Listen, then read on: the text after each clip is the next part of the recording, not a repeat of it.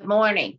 I'm so excited to be doing my Rays of Light segment with this great group of folks from North Forsyth High School.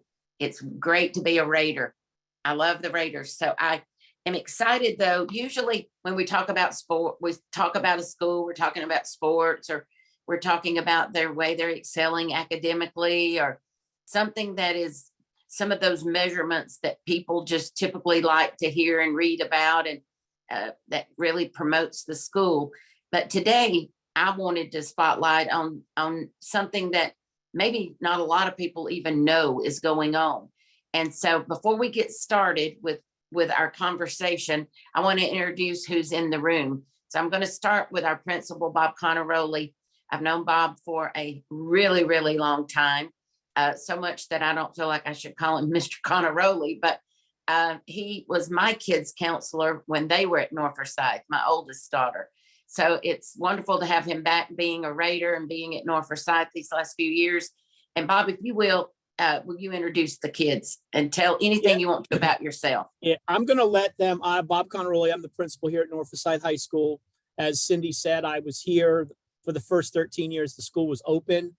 And then I was gone for 13 years at two other schools. And now I'm back as the principal, and I couldn't be more excited. It's like winning the lottery. So I'm back where I belong, and I love this school, and we're going to continue to move it forward. And a lot of what we do here at the school is giving back to families in our community and doing good things to help others. So I'm going to let the kids go ahead and introduce themselves and tell them a little bit about each other as well.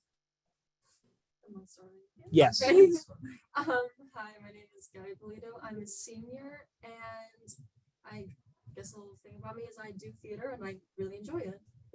All right, y'all have got to speak up a little bit. It's harder to hear farther away. So, do I need to say that all again? Okay. Yeah, say it again to make sure everybody hears you. Okay.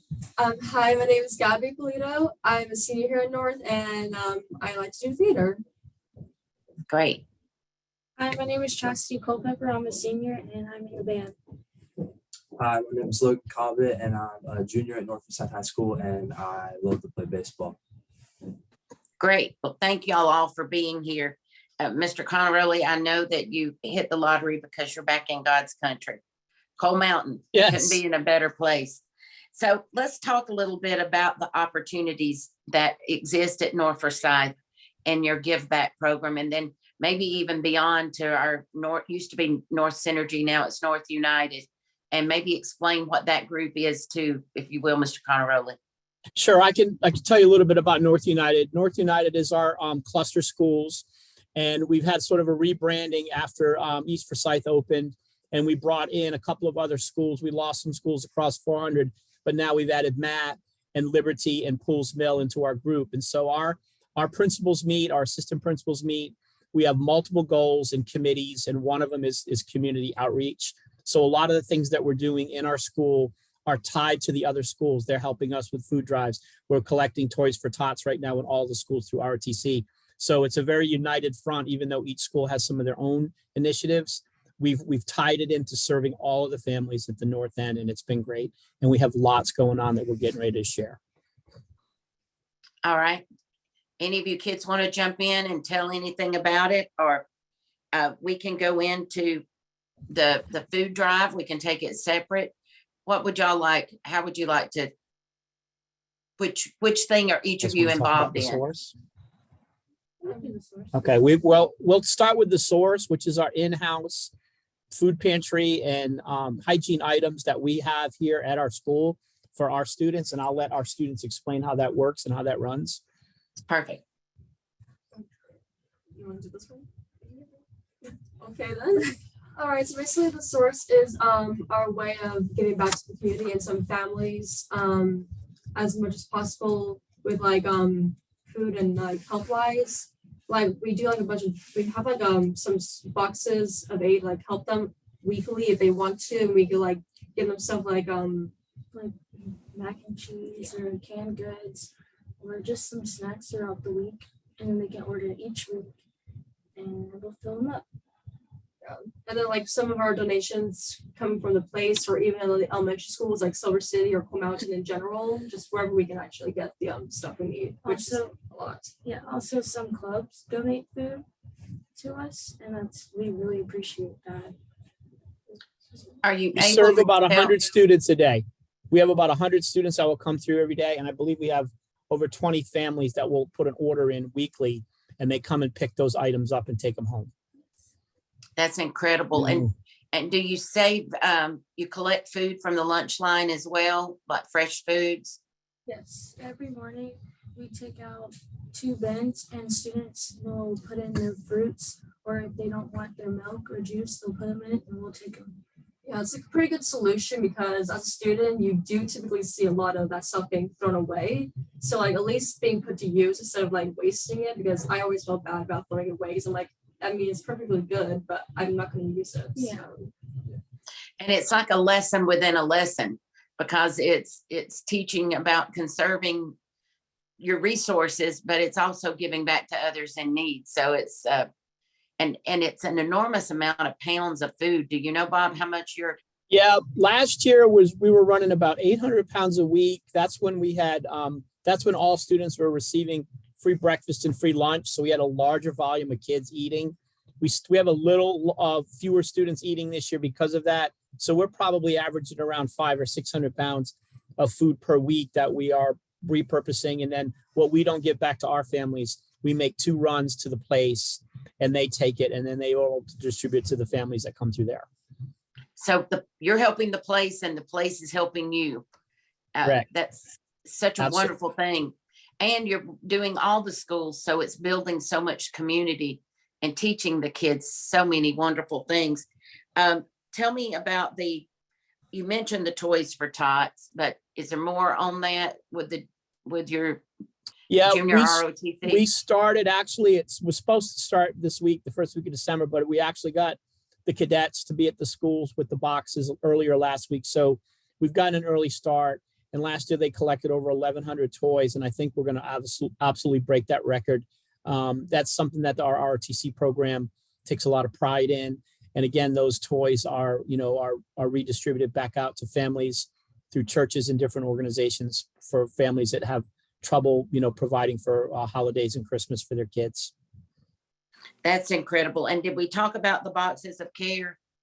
Was that part of? You guys know that? We talked a little bit about it, but we can go into more detail. Yeah, go ahead. Yeah. Somebody jump in there. All right, so like what we do weekly. Do you mean the boxes of care that we do weekly, or like the ones we like have out During like Yeah. holidays. I'd say both. Cover both of them, whichever you want. Okay, so like during holidays, we get about 40 families, and we try to build them up like to the max and try to give them as much food as possible. We give them like bread from the place, or people donate mac and cheese, or they donate applesauce, and it's like full size items, not just 1 or 2 things. How do you distribute that? I mean, is it where people are able to get it and not feel like they're embarrassed by getting it? Yeah. So like we have like boxes in like the back hall and like between like the like offices and stuff, and people like can get like assigned families, like people in the community can just come in and like bring it, and then we have like at the end of like every week we have something outside in the like The main front office, yeah. and the families come and pick it up, and like so like for weekly we get orders at the beginning of every week, and then we package the orders throughout the week and like make sure that everything they requested is in it, and sometimes we even throw in a little more, and then we text the families and say that the food's ready and like that they can pick it up on like this date at this time, and then whatever food that we didn't like use, like the fruits or the milks, we donate to the place. Yeah. And then we never start at number 1. We always start at 20, so they can like feel a little bit better. And also, like, what I love about it most, it's actually completely anonymous. We have no idea who these people are. So, like, I have no idea who we're even helping, but I just know that we're helping some families that definitely do need the help. We just, What about- no, go ahead. Go I'm ahead. sorry. Well, I was just going to ask, what about culturally? Is it hard to break down any cultural barriers? I know I was at Central. I did a 2-hour tour there, and they're like 28% or something Hispanic, and were talking to me about how difficult barriers have been, to develop trust, to develop, just being able to get into a certain community, that every community you don't deal with the exact same way. And knowing that and dealing with the cultural boundaries that might exist. Do y'all get into that at all? Or I guess a little bit, but like not, because like some people like will only speak Spanish and not English. So like I'll see like through like the text messaging that we have, that like Miss Dykes, our person that coordinates all this, she'll like send messages in Spanish as well to help accommodate to them. It's like they don't know English, so they need a way to communicate. But I don't really run into much cultural barriers besides that. I mean, I guess you have to ask her about that in general. And we have a cross section of families. We've done a really good job with our counselors and our social worker and the other administrators at the other schools, because we're actually, the boxes of care, we just finished doing Thanksgiving and we did 55 families. And then we have the same 55 for Christmas. So there we're getting those items delivered and donated, and those will all go out, the week before we, a few days before we leave for the holidays. So North United has helped us identify families. They might not even have a student that comes to North High School yet, but they're also in that boxes of care. So we've expanded it. We've actually almost tripled the numbers of families from last year. So we're trying to reach everybody. what about Bob? We keep hearing about the kids that live in cars. Do we Homeless. know those that are at North, and are we? We helping do, with and that that? we have the McKinney-Vento Act, which we're alerted from our district office. We have a liaison at the school district that lets us know families that might be living, they're displaced and they're not living, in a home. They're living either with friends or living in a hotel. And, we take care of those families as best that we possibly can once they're identified. And there certainly is confidentiality involved in that as well, just because there needs to be. So they're involved in the boxes of care and anything else that we can, provide for them as well. That's great. What about your Angel Tree site? Can you tell me anything about it? Any of you guys? Yeah, we just finished wrapping that up. Our clubs and our teachers and even our students, there was a QR code for the last 2 weeks, and they went into our hub, which is our media center area, and you were able to log in and select, gifts or items or bath products for families that needed help with Christmas or just basic items. And, all of the gifts were gone and they've been delivered. Friday was our last day. So that has been a huge giving part of the holidays for us as well. And we have students that run we have that student run totally. So the 3 kids are y'all part of an organization that's over this, like a club, or is it just you just individually sign up? Just volunteered. It started last year when Miss Dykes needed help, and we're just like, we're available. So it just became a class that we've been able to volunteer and help every single day. How many kids are a part of it? 4. Yeah, we're separated into 2 different periods of the school periods classes. That's fabulous. We also have individual classes that work in the source. When we do the food recapture, they're responsible for washing and weighing, and there's a whole process that has to be followed. So they pick up the items after breakfast and they pick them up after lunch. So it's quite an operation when you're dealing with that much food every day. To follow the guidelines that we have to follow with, to be able to have that program. And that program is actually expanded into other schools, because schools are visiting us now to see how to set it up and what the steps are to get it in their own lunchroom. I saw it at Central and I was just amazed. But the kids have it down. Just everybody I was there during lunchtime, and as they came up there, it was just everything was just flowed so nicely, and I was just so impressed with it all. So tell me, Bob, about other events that the North Forsyth United group hosts during the year. Well, we had our internet safety night in September. We had about 200 people here. We had multiple speakers.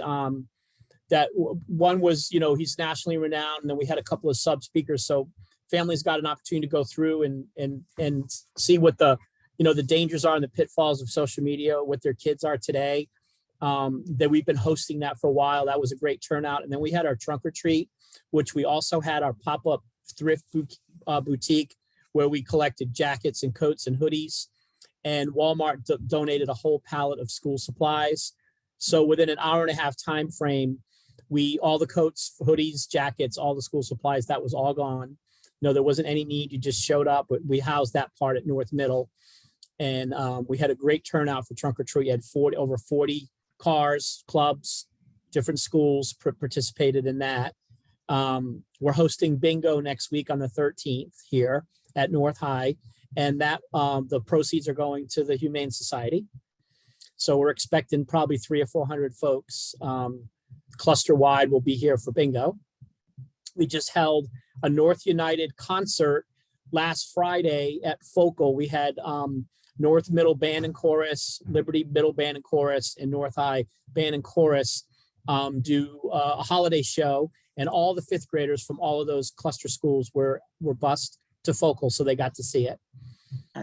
It was great, and we were the only group in the county. Only the North Cluster was the only school group to put that on. And we'll also host our spring festival in March, which is huge. That's outside. It's our street festival to celebrate our pathways and different things that are going on at our school. We have the bouncy houses and the food trucks and music, and every school is involved in that. And last year we had an incredible turnout. We expect that to happen again. So, we're constantly doing something, a club or a team. We have mentors that go to Coal Mountain to read. We have our boys basketball team doing that. We have our BSU union. They're going down and doing different things at our cluster schools. We're continually looking to help any way we can. And our kids want to do that. And that's part of who we are here at our school is, you have gifts and talents and skills, and we want you to, obviously do great for your own, life and move forward in your own way. But we also feel it's important that you give back what you can give back, because that's just part of who we are. And I just think it's fabulous, because there is you can become highly intelligent, but have the missing ingredient for happiness in life, by seeing beyond yourself, by seeing the needs of others, and to see, I had a little girl shadow me from South Forsyth. I think she was at Lambert, and I rode her up to North Forsyth, and I was showing her some of the different roads and places people live. And she was like, I never imagined that this existed in our county. And I mean, we get so caught up in our own little box that we live in that we fail to see lots of times the needs of others around us. And I think that y'all are experiencing this, and you're knowing about families that are hungry. You're knowing about families that need school supplies, or the elderly that needs somebody just to talk to them, people that need coats. I think that y'all learning this, it just creates the balance that's missing in so many people's lives. And I think a lot's focused on the selfie generation in a negative way. And I just think that this is a wonderful thing that we need to focus on, you guys, and what you're doing. And I appreciate it so much, and the effort. I'm sure you're bogged down with class, and you think sometimes I don't have time for this, or let somebody else do it, but yet you accept the challenge and you come forth, and other people's lives are better because of you. And I was watching with my granddaughter yesterday. She's 3, and watching The Grinch for the first time. And we were listening to Cindy Lou sing Where Are You Christmas? And I think that what you guys are doing every day is Christmas. And I think it is, giving back to other people and seeing the need. I think seeing the need is, our eyes are so many times closed, and we only see what's around us. And I think it's just fabulous. Have you got anything else you'd like to add at all on your how can the community get involved and help? What is your biggest challenge, and how can more people become a part of it? Or do you have that covered? It's just a matter of organizing and or having more people come to you. We could always use volunteers and help and resources. We United Way does a lot for us. And going back to what you said about meeting the needs of folks, if our kids are not, taken care of, if they're hungry, or they need counseling, or they need supplies, or they need just somebody to care about them. If we don't meet that need, particularly in our community in the North End, then, school is sort of a second and a third option in their mind for the day. I mean, we're not going to get them, to be their best student they can be and have the best experience, because they have, basic needs that aren't being met. And so we're trying to do the best we can to provide that for folks that we know of. And we're going to continue to do that because that's who we are here. If Bottom somebody line. wanted to donate, how would they donate? And then if somebody needed to be a recipient, how would they get in touch with you? I would have them directly contact me. I'm in constant contact with Amy Dyke. She's our student support wellness coordinator here for our school, and they can reach out to her. They can reach out to me. We're constantly in communication with families and resources and agencies and people willing to help us. So we will add your email to the end of this, so people will have your email address and can reach out to you and contact you if they want to give or if they would like to receive. that'd be great. And I know I'm biased, but I'm going to, and these are three unbelievable examples of students that I have behind me. This is a big part of who we are in our school. And we have so many clubs and so many teams that are doing things that may not even be publicized or recognized, that are making an impact on families and kids in our community.